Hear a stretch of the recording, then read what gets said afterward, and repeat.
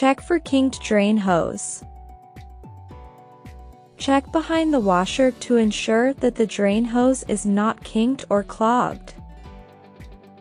If any of the clogs have been removed, or the kinks in the drain hose have been straightened, run a spin cycle to confirm that the OE has been resolved. Test the drain pump.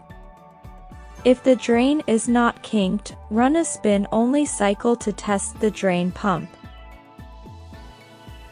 Press power to turn the washer on. Press the spin speed key until high is selected. Press the start/pause button to start the spin-only cycle. Listen to hear a humming sound, which indicates that the drain pump motor has started working. Do you hear the humming sound?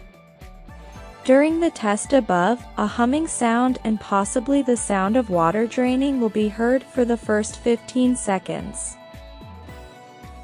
If is not coming sound, check the drain pump. If not working, replace the pump.